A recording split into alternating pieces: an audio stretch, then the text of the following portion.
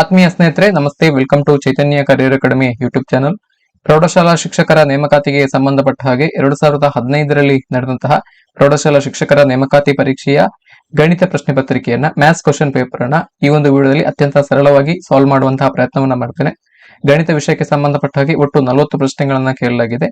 ಇಲ್ಲಿ question number 41 to question number 50 ಒಟ್ಟು 10 ಪ್ರಶ್ನೆಗಳನ್ನ ಈ ಒಂದು ವಿಡಿಯೋದಲ್ಲಿ ನಾನು ಕವರ್ ಮಾಡ್ತೇನೆ. ಹಾಗಾಗಿ ವಿಡಿಯೋವನ್ನ ಪೂರ್ತಿಯಾಗಿ ನೋಡಿ. ಹಾಗೇನೆ ನಮ್ಮ ಚಾನಲ್ಗೆ ಹೊಸಬರಾಗಿದ್ರೆ ದಯವಿಟ್ಟು ಸಬ್ಸ್ಕ್ರೈಬ್ ಆಗೋದನ್ನ ಯಾವುದೇ ಕಾರಣಕ್ಕೂ ಮರಿಬೇಡಿ. ಕ್ವಶನ್ ನಂಬರ್ 41, a,0, 0,b ಮತ್ತು 1,1 ಬಿಂದುಗಳು ಸರಳ ರೇಖಾಗತವಾಗಿದ್ದರೆ ಆಗ 1/a plus 1/b ಇದರ ಬೆಲೆ.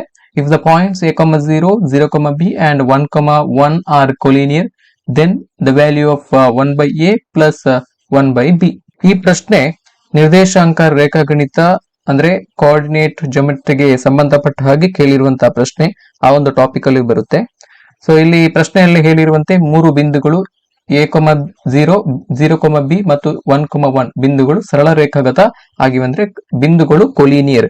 Collinear means all the points lying in a single straight line. ಒಂದು ಸರಳ ರೇಖೆಯಲ್ಲಿ ಎಲ್ಲಾ 3 ಬಿಂದುಗಳು ಕೂಡ ಇದ್ದಾವೆ.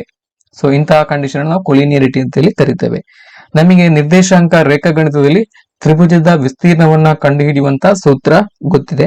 ಸೊ ಒಂದು ಸೂತ್ರ ಇಲ್ಲಿ ಬರೀತಿದ್ದೇನೆ. The area of a triangle a equal to half into x1 into y2 minus y3 plus x2 into y3 minus y1 plus x3 into y1 minus y2. ಇದು ತ್ರಿಭುಜದ ವಿಸ್ತೀರ್ಣವನ್ನ ಕಂಡುಹಿಡಿಯಲಿಕ್ಕೆ ಇರುವಂತಹ ಸೂತ್ರ ನಿರ್ದೇಶಾಂಕ ರೇಖಾಗಣಿತದಲ್ಲಿ. ಇಲ್ಲಿ ಕೊಟ್ಟಿರುವಂತಹ ಏನು ಬಿಂದುಗಳಿದಾವೆ ಅದನ್ನ ನಾವು ಇಲ್ಲಿ ಸಬ್ಸ್ಟಿಟ್ಯೂಟ್ ಮಾಡ್ತಾ ಹೋಗ್ಬೇಕು. ಇಲ್ಲಿ ನೋಡಿ ಕೊಟ್ಟಿರುವಂತಹ ಬಿಂದುಗಳು a,0 ಇದನ್ನ x1 y1 ಅಂತ ತಗೊಳ್ಳಿ. ಹಾಗೇನೆ 0,b ಇದನ್ನ x2 y2, ಇಲ್ಲಿ 1,1 ಇದನ್ನ x3 y3. ಸೊ ಈ ತರ ತಗೊಳ್ಳಿ. ಸೊ ತ್ರಿಭುಜದ ವಿಸ್ತೀರ್ಣ ಕಂಡುಹಿಡಿಯುವಂತಹ ಸೂತ್ರವನ್ನು ಇಲ್ಲಿ ಬರ್ಕೊಂಡಿದ್ದೇವೆ. ಸೊ ಇಲ್ಲಿ 3 ಬಿಂದುಗಳು ಸರಳ ರೇಖಾಗತವಾಗಿದ್ದರೆ ಆ ಒಂದು ತ್ರಿಭುಜದ ವಿಸ್ತೀರ್ಣ ಶೂನ್ಯ. ಅಂದ್ರೆ ಈ 3 ಬಿಂದುಗಳು ಸರಳ ರೇಖಾಗತವಾಗಿದ್ರೆ ಒಂದು ತ್ರಿಭುಜದ ರಚನೆ ಉಂಟಾಗಲಿಕ್ಕೆ ಸಾಧ್ಯ ಇಲ್ಲ. ಸರಳ ರೇಖಾಗತ ಆಗಿದ್ರೆ ತ್ರಿಭುಜ ಉಂಟಾಗಲಿಕ್ಕೆ ಸಾಧ್ಯ ಇಲ್ಲ. ಹಾಗಾಗಿ ತ್ರಿಭುಜದ ವಿಸ್ತೀರ್ಣ 0. ಸೊ ಹಾಗಾಗಿ ಇಲ್ಲಿ 0 ಬರ್ಕೊಳ್ಳಿ, ವಿಸ್ತೀರ್ಣ 0. ಸೊ ಹಾಗಾಗಿ half into, ಸೊ ಇಲ್ಲಿ x1 a into b minus 1 plus 0 into 1 minus 0 plus 0 minus b values ಗಳನ್ನ ನಾವು ಸಬ್ಸ್ಟಿಟ್ಯೂಟ್ ಮಾಡ್ಕೊಂಡಿದ್ದೇವೆ ಅಷ್ಟೇ. ಸೊ ಇಲ್ಲಿ LHS ಅಲ್ಲಿ ಅಂಡ್ RHS ಅಲ್ಲಿ ನೋಡ್ಕೊಳ್ಳಿ. ಇಲ್ಲಿ LHS ಅಲ್ಲಿ 0 ಇರೋದ್ರಿಂದ ಈ ಹಾಫ್ ಇಲ್ಲಿ ಕಡೆಯಿಂದ ಬರುವಾಗ ಡಿವೈಡ್ ಆಗುತ್ತೆ. 0 equal to ab minus a. So ಇಲ್ಲಿ 0 ಆಗಿರೋದ್ರಿಂದ ಈ ಟರ್ಮ್ 0 ಆಗುತ್ತೆ. ಸೊ ಹಾಗಾಗಿ ಇಲ್ಲಿ ಕೊನೆಗೆ ಉಳಿಯುವಂತದ್ದು ಇಲ್ಲಿ ಮೈನಸ್ ಬಿ ಮಾತ್ರ ಉಳಿತು. ಇಷ್ಟು ಉಳಿತು. ನಮ್ಗೆ ಯಾವ ತರ ಸಿಕ್ಕಿತು ಅಂತ ಹೇಳಿದ್ರೆ ಇದನ್ನ ರಿಅರೇಂಜ್ ಮಾಡಿ ಮಾಡಿದಾಗ a plus b is equal to ab ಅಂತ ಈ ತರ ಸಿಕ್ಕಿತು. ಈ ಹೋಲ್ ಇಕ್ವೇಶನ್ ಅನ್ನ ab ಟರ್ಮ್ ನಿಂದ ಡಿವೈಡ್ ಮಾಡಿ. ಸೊ ಆಗ a plus b equal to ab divided by ab. b cancel ಆಯ್ತು, ಇಲ್ಲಿ ab ಕ್ಯಾನ್ಸಲ್ ಆಯ್ತು, 1. ಸೊ ಉಳಿದಂತದ್ದು 1/b plus 1/a equal to 1. So ಇಲ್ಲಿ ಪ್ರಶ್ನೆಯಲ್ಲಿ ಕೇಳಿರುವಂತದ್ದು ಏನು, 1/a plus 1/b. ಸೊ ಇದನ್ನೇ ಕೇಳಿದ್ದಾರೆ. So the value of 1/a plus 1/b equal to 1. ಹಾಗಾಗಿ ಇಲ್ಲಿ ಕೊಟ್ಟಿರುವಂತಹ ಆಯ್ಕೆಗಳಲ್ಲಿ ಆಪ್ಷನ್ 4 ಇದಕ್ಕೆ ಸರಿಯಾದಂತಹ ಉತ್ತರ. ABCD ಆಯತದಲ್ಲಿ AP ಮತ್ತು AQ ರೇಖಾಖಂಡಗಳನ್ನು ಚಿತ್ರದಲ್ಲಿ ತೋರಿಸಿದಂತೆ ಎಳೆಯಲಾಗಿದೆ. ಹಾಗಾದರೆ AP plus AQ ನ ಉದ್ದವನ್ನ ಇಲ್ಲಿ ನಾವು ಕಂಡು ಹಿಡಿಬೇಕು. ಇಲ್ಲಿ ಕೊಟ್ಟಿರುವಂತಹ ಒಂದು ಆಯತದ ರಚನೆಯನ್ನ ಗಮನಿಸಿ. ಇಲ್ಲಿ ನಾವು ಕಂಡು ಹಿಡಬೇಕಾಗಿರುವಂತದ್ದು ಮೊದಲನೇದಾಗಿ AQ ಬಾಹುವಿನ ಉದ್ದ, ಹಾಗೆಯೇ AP ಬಾಹುವಿನ ಉದ್ದ. ಸೊ ಅದಾದ ನಂತರ ಆ 2 ಬಾಹುಗಳ ಉದ್ದದ ಮೊತ್ತವನ್ನು ನಾವು ಕಂಡುಹಿಡಬೇಕು. AP plus AQ ನ ಉದ್ದವನ್ನ ಕಂಡುಹಿಡಬೇಕು. ಚಿತ್ರವನ್ನ ಸೂಕ್ಷ್ಮವಾಗಿ ಗಮನಿಸಿ. ಇಲ್ಲಿ ಅವರೇ ಒಂದು ಲಂಬಕೋನ ತ್ರಿಭುಜದ ರಚನೆಯನ್ನು ಕೊಟ್ಟಿದ್ದಾರೆ. ಸೊ ಆಯತದಲ್ಲಿ ಲಂಬಕೋನ ತ್ರಿಭುಜ, ಎಲ್ಲ 4 ಕೋನಗಳು ಕೂಡ ಲಂಬಕೋನಗಳಾಗಿರ್ತವೆ. ಸೊ ಇಲ್ಲಿ ಕೂಡ ಈ ಆಂಗಲ್ ಕೂಡ ಇದೊಂದು ರೈಟ್ ಆಂಗಲ್ ಲಂಬಕೋನ ಆಂಗಲ್ 90 ಡಿಗ್ರಿ. ಸೊ ಇಲ್ಲಿ ಮೊದಲನೇದಾಗಿ ಟ್ರಯಾಂಗಲ್ ABP, ಈ ಟ್ರಯಾಂಗಲ್ ABP ಇದನ್ನ ಗಮನಿಸಿ. ಸೊ ಹಾಗೇನೆ ಇಲ್ಲಿ ಟ್ರಯಾಂಗಲ್ ADQ ಇದನ್ನು ಕೂಡ ಗಮನಿಸಿ. ಈ ಒಂದು ಪ್ರಶ್ನೆಯನ್ನ ನಾವು ಟ್ರಿಗ್ನೋಮೆಟ್ರಿಕ್ ಫಂಕ್ಷನ್ ಅನ್ನ ಯೂಸ್ ಮಾಡಿ ಅತ್ಯಂತ ಸುಲಭವಾಗಿ ಸಾಲ್ವ್ ಮಾಡಬಹುದು. ಇಲ್ಲಿ ನಾವು ಒಂದು ಆಂಗಲ್ ಅನ್ನ ಕೊಟ್ಟಿದ್ದಾರೆ, ಅವರೇ ಕೊಟ್ಟಿದ್ದಾರೆ ಆಂಗಲ್ 30 ಡಿಗ್ರಿ ಇಲ್ಲಿ ಕೊಟ್ಟಿದ್ದಾರೆ. ಹಾಗೇನೆ ಇಲ್ಲಿ ಕೂಡ ಆಂಗಲ್ 30 ಡಿಗ್ರಿಯನ್ನ ಕೊಟ್ಟಿದ್ದಾರೆ. ನೋಡಿ ಫಸ್ಟ್ ಗೆ ನಾವು ಟ್ರಯಾಂಗಲ್ ಎ ಬಿ ಸಿ ಇದಕ್ಕೆ ಟ್ರಿಗ್ನೋಮೆಟ್ರಿಕ್ ಫಂಕ್ಷನ್ ಅನ್ನ ಯೂಸ್ ಮಾಡಬಹುದು. ನೋಡಿ ಇಲ್ಲಿ ಆಂಗಲ್ ಅನ್ನ ಕೊಟ್ಟಿದ್ದಾರೆ. ನಾವು sine theta is equal to opposite by hypotenuse ಅಂದ್ರೆ ಅಭಿಮುಖ ಬಾಹು ಭಾಗಿಸು ವಿಕರ್ಣ, ಅಭಿಮುಖ ಬಾಹು ಭಾಗಿಸು ವಿಕರ್ಣ. ಸೊ ಹಾಗಾಗಿ sine theta is equal to opposite by hypotenuse. So ಇಲ್ಲಿ ಸೈನ್ ಥೀಟಾ ಈ ಆಂಗಲ್ ಅನ್ನ ಕನ್ಸಿಡರ್ ಮಾಡಿದ್ರೆ A B divided by hypotenuse A P sine 30 degree equal to A B ಬಾಹುವಿನ ಉದ್ದ ಎಷ್ಟು ಇಲ್ಲಿ ಕೊಟ್ಟಿರುವ ಹಾಗೆ 60 ಸೆಂಟಿಮೀಟರ್, 60 ಭಾಗಿಸು. ಸೊ ಸೈನ್ 30ಯ ವ್ಯಾಲ್ಯೂ 0.5 ಅಥವಾ ಇಲ್ಲಿ 1/2 ಬರ್ಕೊಳ್ಳಿ equal to 60 by A P equal to, so ಇಲ್ಲಿ ಡಿವೈಡ್ 1/2 ಇರೋದು ಮಲ್ಟಿಪ್ಲಿಕೇಶನ್ ಆಗುತ್ತೆ. 60 into 2 equal to centimeter, 120 centimeter. So now we have got the value of the length of AP. Then we have to find out the value of, the length of the side AQ. So it is in triangle ADQ. So similarly we can do this. Sin theta equal to opposite by hypotenuse. So here opposite side is AD, and hypotenuse is AQ. So ಇಲ್ಲಿ ನೋಡಿ BC ಯ ಉದ್ದವನ್ನು ಕೊಟ್ಟಿದ್ದಾರೆ, ಇದು 30 centimetre ಅಂತ ಕೊಟ್ಟಿದ್ದಾರೆ BC ಯ ಉದ್ದ. ಸೊ ಆಯತದಲ್ಲಿ ಅಭಿಮುಖ ಬಾಹುಗಳ ಉದ್ದ ಸಮ, ಸೊ ಹಾಗಾಗಿ ಇದು ಕೂಡ 30 ಸೆಂಟಿಮೀಟರ್ ಇರಬೇಕು. Sine theta equal to AD ಯ ಉದ್ದ 30 divided by AQ. So sine angle sin 30 degree equal to 30 divided by AQ. The value of sin 30 is 1/2. Substitute the value of sin 30, it is 1/2. 30 by AQ. ಇಲ್ಲಿ multiplication ಅನ್ನು ಮಾಡ್ಕೊಳ್ಳಿ, 30 into 2 ಆಗುತ್ತೆ. Multiplication ಅನ್ನು ಮಾಡ್ಕೊಳ್ಳಿ, AQ equal to 30 into 2 ಆಗುತ್ತೆ. So ಎಷ್ಟಾಯ್ತು 60 centimetre. So ನಮಗೆ AQ ನ ಬೆಲೆ ಗೊತ್ತಾಯ್ತು, ಹಾಗೇನೆ AP ಯ ಉದ್ದ ಗೊತ್ತಾಗಿದೆ, AQ and AP. So we have to add this AP plus AQ equal to 120 plus 60. So it is nothing but 180. Therefore option 4 180. Next question. P ಮತ್ತು Q ಗಳ ನಿರ್ದೇಶಾಂಕಗಳು ಕ್ರಮವಾಗಿ A cos theta, B sin theta ಮತ್ತು minus A sin theta, B cos theta ಆದರೆ OP square plus OQ square ನ ಬೆಲೆಯನ್ನ ಇಲ್ಲಿ ನಾವು ಕಂಡುಹಿಡಿಯಬೇಕು. ಇದು ಕೂಡ ನಿರ್ದೇಶಾಂಕ ರೇಖಾಗಣಿತ ಕೋಆರ್ಡಿನೇಟ್ ಜಿಯೋಮೆಟ್ರಿಗೆ ಸಂಬಂಧಪಟ್ಟ ಹಾಗೆ ಕೇಳಿರುವಂತಹ ಪ್ರಶ್ನೆ. ಇಲ್ಲಿ ಜಸ್ಟ್ ನೀವು ಅವರು ಹೇಳಿರುವಂತಹ ಪಾಯಿಂಟ್ಸ್ ಗಳನ್ನ ಬರ್ಕೊಳ್ಳಿ. ಇಲ್ಲಿ ಪಿ ಬಿಂದುವನ್ನ ಇಲ್ಲಿ ಗುರುತು ಮಾಡಿ, ಹಾಗೇನೆ Q ಬಿಂದುವನ್ನ ಇಲ್ಲಿ ಗುರುತು ಮಾಡಿ. ಸೊ ಇಲ್ಲಿ P ಬಿಂದುವಿನ ನಿರ್ದೇಶಾಂಕ A cos theta, B sin theta, ಹಾಗೇನೆ Q ಬಿಂದುವಿನ ನಿರ್ದೇಶಾಂಕ minus A sin theta, B cos theta. So ಇದನ್ನ ಬರ್ಕೊಳ್ಳಿ.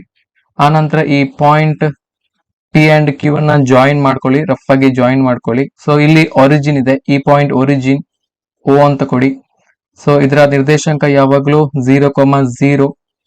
ನಾವು ಇಲ್ಲಿ ಏನನ್ನ ಫೈಂಡ್ ಔಟ್ ಮಾಡ್ಬೇಕಂತ ಹೇಳಿದ್ರೆ OP square plus OQ square ನ ಬೆಲೆಯನ್ನ ಕಂಡುಹಿಡಬೇಕು. ಸೊ ಈ ಒಂದು ಪ್ರಶ್ನೆಯನ್ನ ನಾವು ಡಿಸ್ಟೆನ್ಸ್ ಫಾರ್ಮುಲಾವನ್ನ ಯೂಸ್ ಮಾಡಿ ಸಾಲ್ವ್ ಮಾಡಬಹುದು. So distance formula, the distance formula is given by square root of x1 minus square root of x1 minus x2 whole square plus y1 minus y2 whole square. This is the distance formula. ಇದು distance formula, ದೂರವನ್ನ ಕಂಡುಹಿಡಿಯಲಿರುವಂತಹ ಸೂತ್ರ. ಇಲ್ಲಿ ನಾವು OP square ಅನ್ನ find out ಮಾಡಬೇಕು. ನಾವು just ಇಲ್ಲಿ square root ಅನ್ನ ಬರ್ಕೊಳ್ಳುವಂತ ಅವಶ್ಯಕತೆ ಇಲ್ಲ. ಸೊ ಇಲ್ಲಿ ನೋಡಿ, ಹಾಗಾಗಿ 0 minus A cos theta whole square, 0 minus ಇದರ ಪ್ರಕರಣ ಬರ್ಕೊಳ್ಳಿ B sin theta. ಸೊ ಇಲ್ಲಿ ಏನಾಯ್ತು A square, 0 minus A cos theta ಅಂತ ಹೇಳಿದ್ರೆ ಇಲ್ಲಿ ಉಳಿದಿರುವಂತದ್ದು A square cos square theta. ಇಲ್ಲಿ ಕೂಡ ಮೈನಸ್ B sin theta ಉಳಿತು, minus B sin theta whole square ಅಂದ್ರೆ B sin theta, B square sin square theta, B square sin square theta. So ಇಷ್ಟು ಉಳಿತು. Next so ಇಲ್ಲಿ 0 minus, so ಇಲ್ಲಿ ಕೂಡ ಅಂದ್ರೆ x1 ಮೈನಸ್ x2, ಹಾಗಾಗಿ 0 minus minus A sin theta, 0 minus A sin theta plus 0 minus cos theta, A minus of minus a square sin square theta plus b square cos square theta. OQ square is equal to OQ square equal to a square sin square theta plus b square sin square theta. But ನಮಗೆ ಇಲ್ಲಿ ಬೇಕಾಗಿರುವಂತದ್ದು OP square plus OQ square. So ಹಾಗಾಗಿ ಇಲ್ಲಿ ಸಿಕ್ಕಿದಂತಹ ಈ OP square ನ value ಹಾಗೇನೆ ಇಲ್ಲಿ OQ square ನ value ಇದನ್ನ ನಾವು ಎಡಿಷನ್ ಅನ್ನ ಮಾಡ್ಕೋಬೇಕು. OP square plus OQ square equal to a square cos square theta plus b square sin square theta plus a square sin square theta plus b square cos square theta. ಇಲ್ಲಿ equation ಅನ್ನ a square ನ term ಯಾವ ತರ ಇದನ್ನ ನೀವು common ಆಗಿ ಬರ್ಕೊಳ್ಳಿ. a square ನ ಬ್ರಾಕೆಟ್ ಇಂದ ಹೊರಗಡೆ ತೆಗಿಬಹುದು. a square into cos square theta plus next ಇಲ್ಲಿ ಕೂಡ ಇದೆ ನೋಡಿ a ಸ್ಕ್ವೇರ್ ನ ಕಾಮನ್ ಇರುವಂತದ್ದು sin square theta plus b square ಅನ್ನ ಕಾಮನ್ ಇದೆ ಅದನ್ನ ಬ್ರಾಕೆಟ್ ನಿಂದ ಔಟ್ ಸೈಡ್ ತಗೊಳ್ಳಿ. b ಸ್ಕ್ವೇರ್ ಇಲ್ಲಿ b ಸ್ಕ್ವೇರ್ ಅದರೊಟ್ಟಿಗೆ sin ಸ್ಕ್ವೇರ್ ಥೀಟಾ ಇದೆ sin ಸ್ಕ್ವೇರ್ ಥೀಟಾ ಪ್ಲಸ್ ಇಲ್ಲಿ ನೋಡಿ ಈ b ಸ್ಕ್ವೇರ್ ನ ಜೊತೆ cos ಸ್ಕ್ವೇರ್ ಥೀಟಾ ಇದೆ cos ಸ್ಕ್ವೇರ್ ಥೀಟಾ. ಹಾಗಾಗಿ ಇಲ್ಲಿ ನೋಡಿ from trigonometric identity cos square theta plus sin square theta is equal to 1. The value of sin square theta plus cos square theta equal to 1. Therefore we can write a square into 1. ಇದರ ಬೆಲೆಯನ್ನ 1 ಅಂತ ಬರೀಬಹುದು. ಇದರ ಬೆಲೆಯನ್ನ ಕೂಡ 1 ಅಂತ ಬರೀಬಹುದು. a square into 1 plus b square into 1 equal to a square plus b square.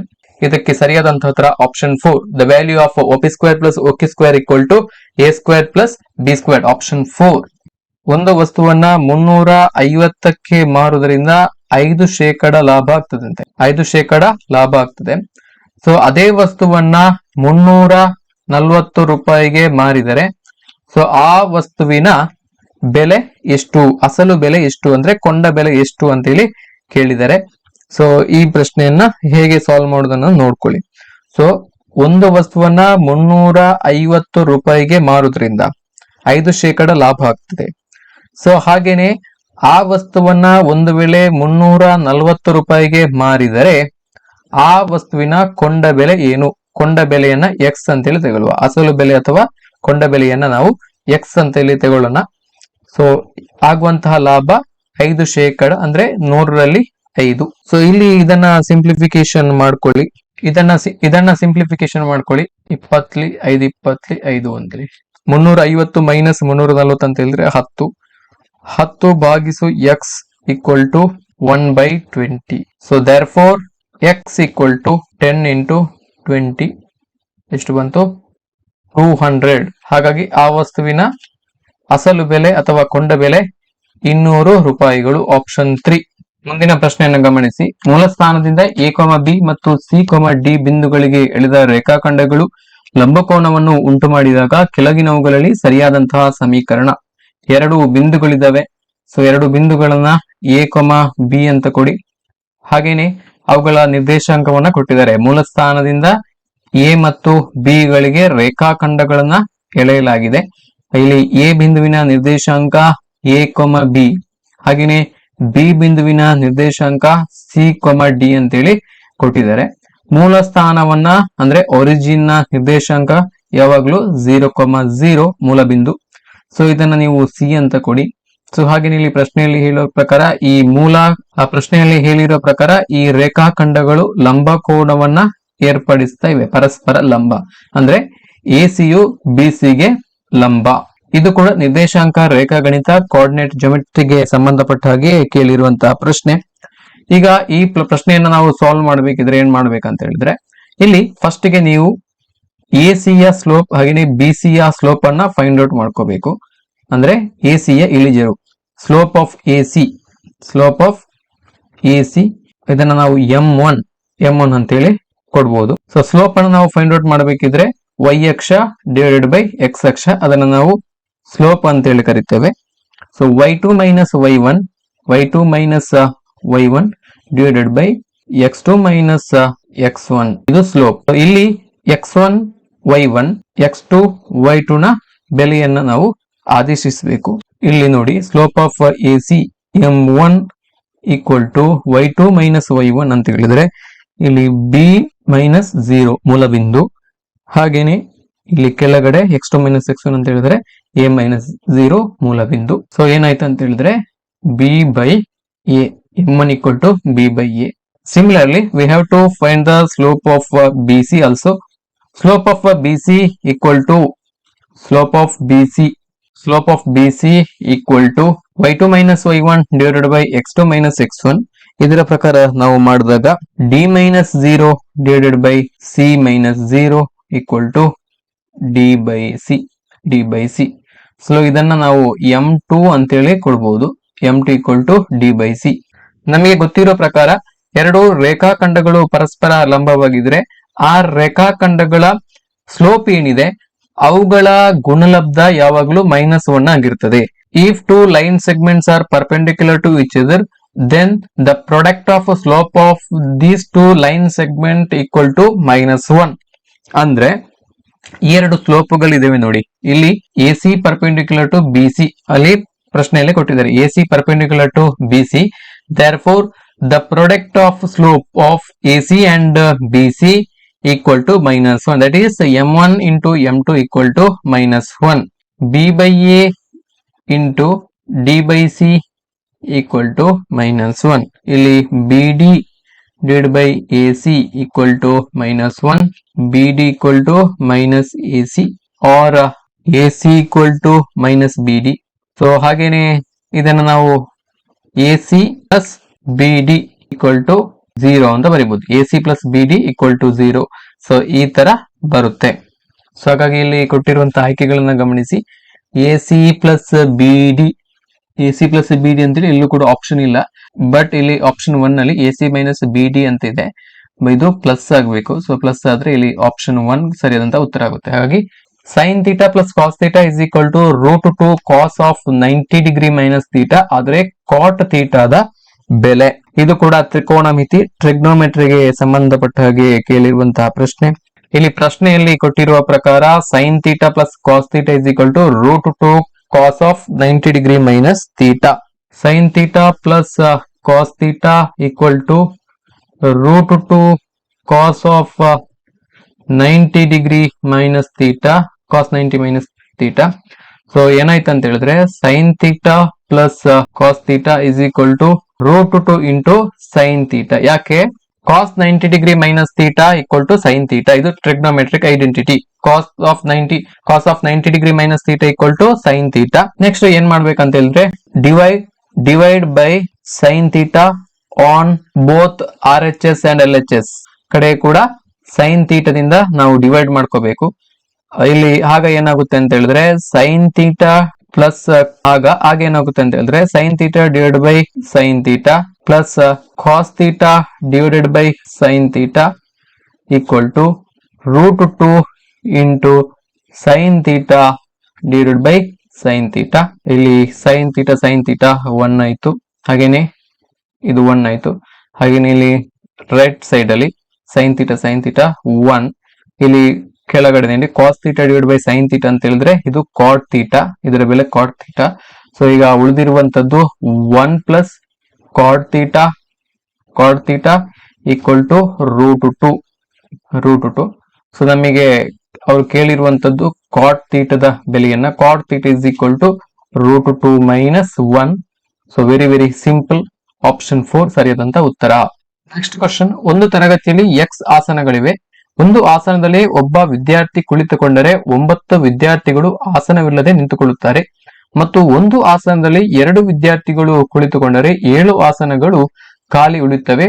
ಹಾಗಾದರೆ ತರಗತಿಯಲ್ಲಿರುವಂತಹ ಆಸನಗಳ ಸಂಖ್ಯೆ ಎಷ್ಟಂತೇಳಿ ಕೇಳಿದ್ದಾರೆ. ಈ ಪ್ರಶ್ನೆಯಲ್ಲಿ 2 ಸಪರೇಟ್ ಆದಂತಹ ಕಂಡೀಷನ್ ಕೊಟ್ಟಿದ್ದಾರೆ. ಅಂದ್ರೆ ಒಂದು ಆಸನದಲ್ಲಿ ಒಬ್ಬ ವಿದ್ಯಾರ್ಥಿ ಕುಳಿತುಕೊಂಡ್ರೆ 9 ಸೀಟ್ಸ್ಗಳು ಖಾಲಿ ಉಳಿಯುತ್ತವೆ.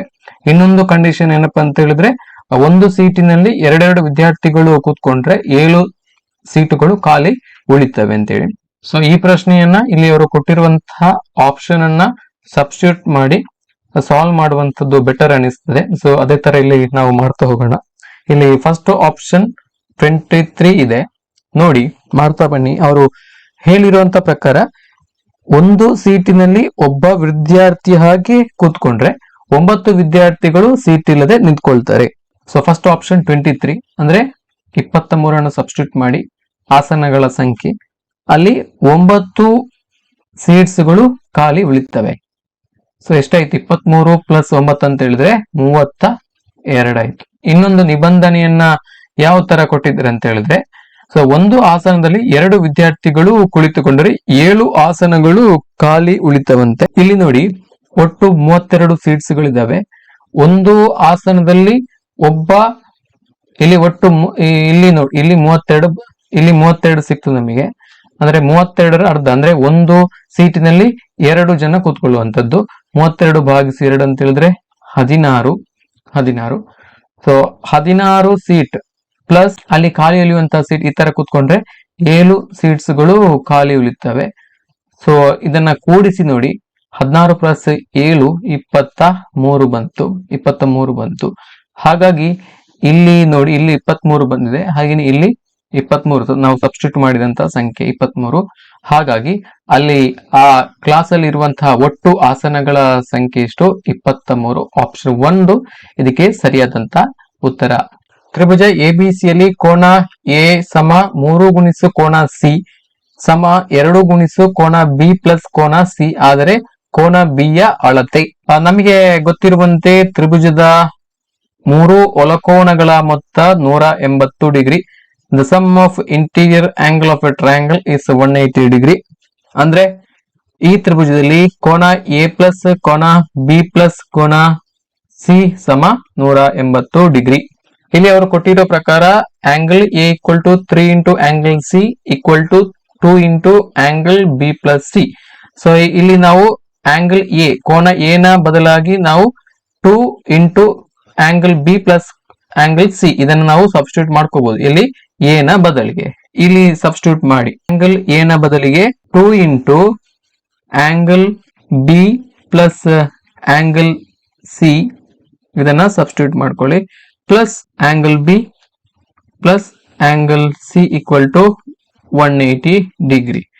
ಸೊ ಏನಾಯ್ತು? ಇಲ್ಲಿ ಮಲ್ಟಿಪ್ಲಿಕೇಶನ್ ಮಾಡ್ಕೊಳ್ಳಿ, 2 × angle B 2 × angle C plus angle B plus angle C = 180 degree. ಇಲ್ಲಿ 2b + 2b 3b plus 2c + 2c 3 × angle C = 180 degree. ಇಲ್ಲಿ ಆಂಗಲ್ ಬಿ ಪ್ಲಸ್ ಸಿ ಅನ್ನ, ಇಲ್ಲಿ 3 ಅನ್ನ ಬ್ರಾಕೆಟ್ ನಿಂದ ಔಟ್ಸೈಡ್ ತೆಗಿರಿ. Angle B plus angle C = 180 degree. Therefore angle B plus angle C = 180 degree divided by 3 = 60 degree. The value of B plus C is 60 degree. ಕೋನ B ಮತ್ತು ಕೋನ C ಯ ಅಳತೆ ಒಟ್ಟಾಗಿ 60 ಡಿಗ್ರಿ. ಈಗ ನಮಗೆ ಕೋನ A ನ ಅಳತೆ ಬೇಕಿದ್ರೆ, B ಪ್ಲಸ್ ಸಿಕ್ಕಿತು, ಕೋನ A ನ ಅಳತೆ ಬೇಕಿದ್ರೆ ಏನ್ ಮಾಡಬಹುದು? ತ್ರಿಭುಜದ 3 ಒಳಕೋನಗಳ ಮೊತ್ತ 180 ಡಿಗ್ರಿ. ಹಾಗಾಗಿ ನಮಗೆ 180 ಈ ಕೋನ ಎ ನ ಅಳತೆ ಬೇಕಿದ್ರೆ 180 ರಿಂದ 60 ಕಲಿಬೇಕು. B plus C angle A = 180 degree minus angle B plus C. ಆಗ ಏನಾಗ್ತದೆ ಅಂತ ಹೇಳಿದ್ರೆ A = 180 degree minus 60 degree, B plus C = 60 degree ಅಂದ್ರೆ 120 ಡಿಗ್ರಿ. Angle A = 120 degree. ಈಗ ನಮಗೆ ಬೇಕಾಗಿರುವಂತದ್ದು ಆಂಗಲ್ ಸಿ ಅನ್ನ ಫೈಂಡ್ ಔಟ್ ಮಾಡಿ. ಆಂಗಲ್ ಸಿ ಅನ್ನ ಫೈಂಡ್ ಔಟ್ ಮಾಡಿ. ನೆಕ್ಸ್ಟ್ ಇಲ್ಲಿ ಪ್ರಶ್ನೆಯಲ್ಲಿ ಹೇಳಿದರೆ angle A = 3 × angle C. Angle C = angle A divided by 3. Angle A 120 degree divided by 3 ಅಂತ ಹೇಳಿದ್ರೆ ಎಷ್ಟು ಬಂತು? 40 ಡಿಗ್ರಿ ಬಂತು.